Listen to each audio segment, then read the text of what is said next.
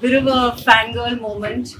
I was introduced to Kathak, I think, very late in my life, and quite late even when I saw um, Aditi ji's first performance. But it really opened up for me all the reasons why I love performance and what makes it so magical and wonderful for everyone. So it's a very surreal moment to be here and to welcome her here to have a short chat with me before we go on with the rest of the lineup of the festival. So thank you very much for being here this evening.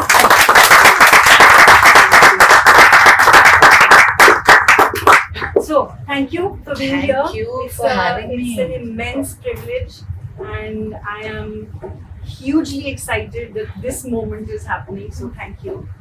Thank you, Shambhavi. It's absolutely amazing to be here. This space has energized me, my dance company, all our dancers so very often. So it's actually an honor to be here and a pleasure, of course. Thank you. Like I said, we started in 2016, and at that time, the starting point was mainly that we wanted to see what a space could be like if it was intimate, informal, and centered around performance. I was hoping you could share some thoughts on the relationships that get formed between artists and spaces, specifically spaces that are not prosceniums, not established venues. How do they end up playing any kind of role in the ecosystem? Anytime I start working on a new piece, and this has been so for many, many, many years, my first thing is I clean my bedroom and I clean the studio. Really clean it, and I think that's because you want to start afresh with a new vision, obviously with all the history and the geography that you carry, but let that not burden you, and so you can enter the new work with hopefully a new vision. And I think spaces make a huge difference. So when we came here originally, I think it was that side. Yes. There was a sense of calm. There was a sense of aesthetics, which is very, very important.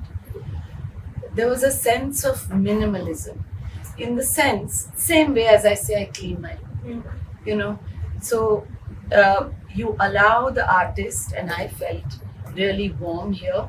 The warmth that all of you, even the technical staff, is very important to have that kind of crucible in which new ideas, new thoughts can take root, can flower.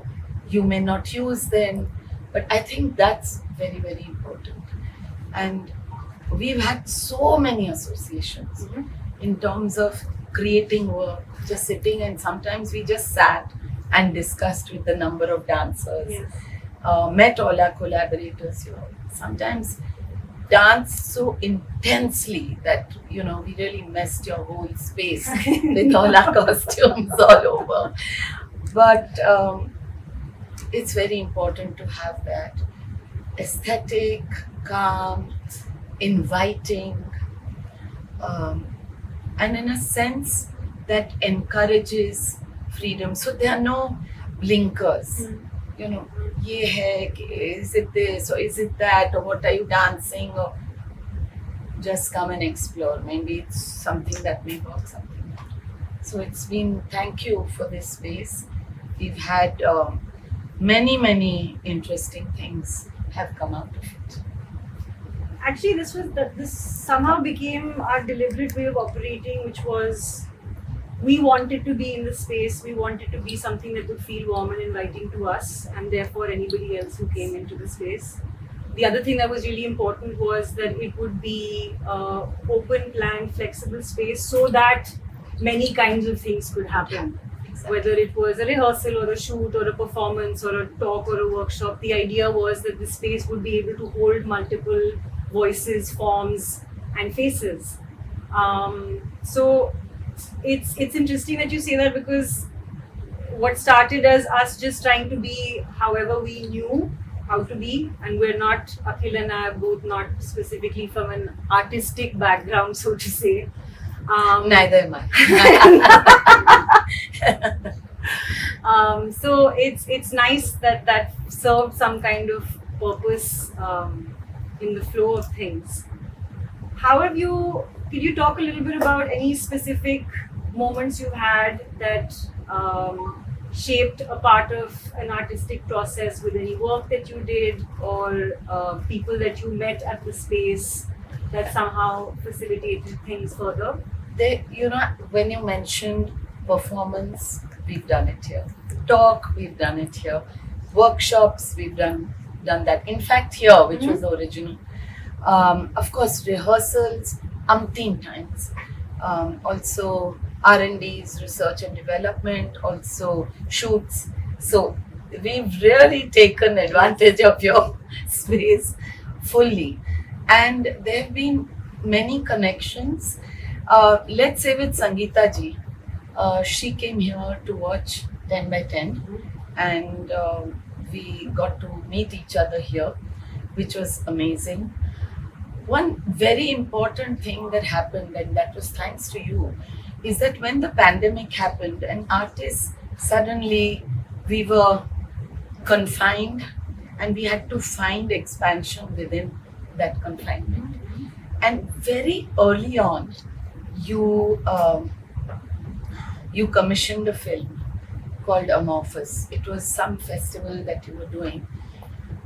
I'm the world's worst photographer, and I had to find ways of, I had my iPhone, I had to find ways of finding beauty in that little room, finding the light in that little room, finding spaces and the bed, making use of the bed in that. So it was a whole process.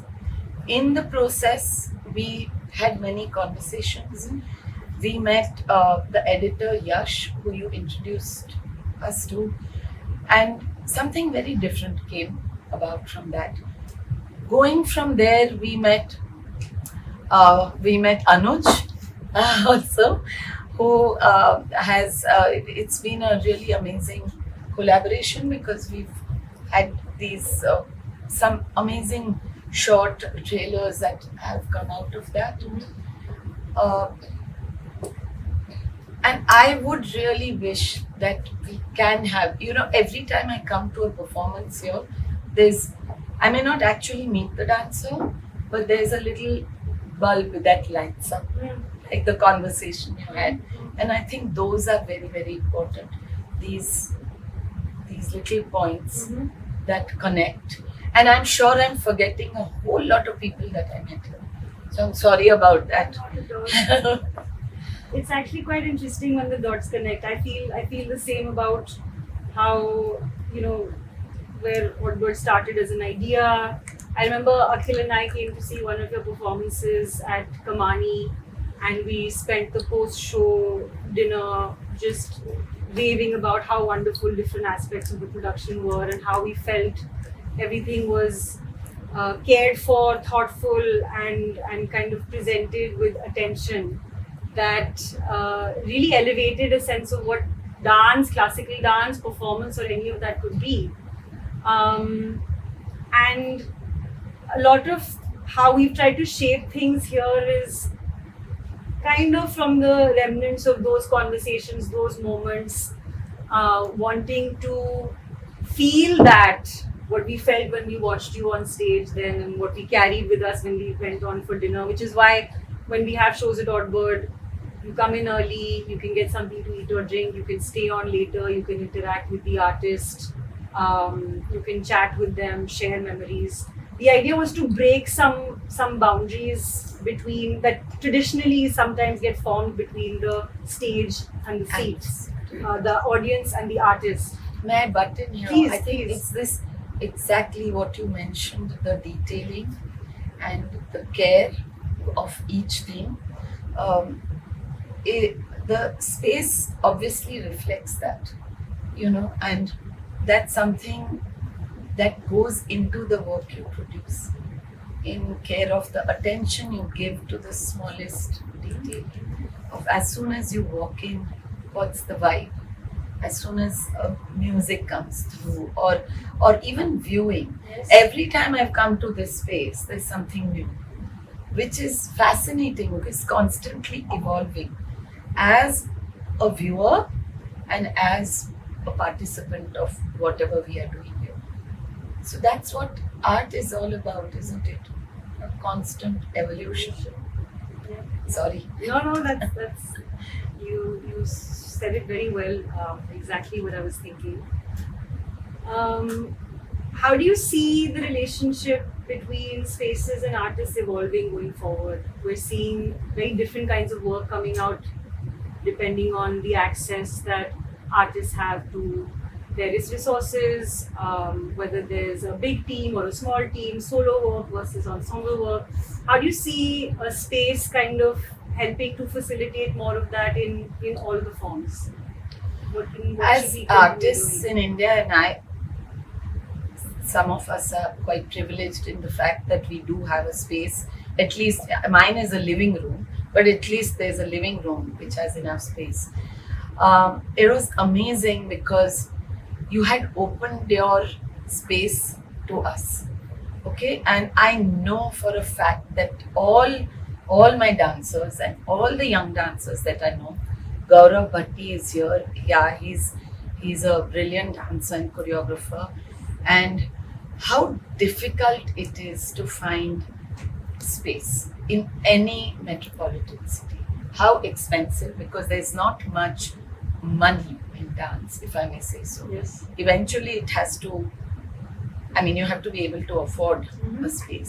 a space that is not going to kill you in terms of the floor, in terms of the Mm. atmosphere, in terms of what's. So that's a huge service, and it's very, very underrepresented in India, because we feel most of our theatres don't have rehearsal rooms. Most of the theatres abroad, big or small, have spaces where you can rehearse. Now, suddenly you are rehearsing in this space and you're supposed to be on Kamani and have that expansion as a young dancer. You're supposed to have your lights and your sound and everything perfect when you've got the theatre barely 2 hours before. Where do you plan? You may plan it in your head, but somewhere, and that's, I forgot to mention it. So sorry, Shambhavi, as you know, that we did so much of that here. And your technical team was so good, your grid was so good, that if we needed to see, okay, what kind of light work, what angle of lights work, what kind of sound of music, does live work, does recorded work, what works. We had the time to discuss, to negotiate if it didn't work. Usually young dancers don't have that opportunity. And anything out of the ordinary in this space that I come out from, a classical world, for those dancers, I talk about dancers, is so difficult. Where is the platform? Yes. Yeah. Where are you going to have people to sit and watch some incredible work? So I remember presenting some young dancers and going back again Yes. in zeroing in Yes. young performers who are so enthusiastic, but don't have this kind of space and can never afford it and never get it from the morning anywhere in Delhi. I think. So, thank you. Nowhere at all. So, and I have to really thank you, because even for us to hire studios, we have a studio which has a staircase and 2 pillars running through it. So we needed a space that was open. And I can imagine that if it was so important for me and some of the more privileged dancers, what would be for a young upcoming artist? It's so important. I think we've tried. I think over the years somehow sensed some of these gaps and tried to fulfill some of them in terms of the space as a service in itself, but also some of the ancillary things that go into developing an audience for artists. So we didn't see ourselves as just a space where you can come and do something and leave, but where we would be able to have a relationship with the people who would come in. In fact, if I may say so, sometimes artists were not very keen that we would ask them so many questions about the work that they wanted to present or what their plans were. But it all kind of fed into what we wanted to build around this. The space, yes, the stage, the platform, yes, the audience experience, the marketing around performances to Very bring important. in paying audiences for that. Being able to also convince audiences that performances should be paid for. Absolutely. Delhi, kind of has had a free passes culture for a long time. Front rows of great performances and big theaters lie empty because it's reserved for people. But we wanted to kind of move away from all of that and help to bolster the ecosystem in some way with some of these other things that we could offer, so that artists would feel taken care of, would be able to focus on what they would want to do, which is expressing and putting forward their story on stage.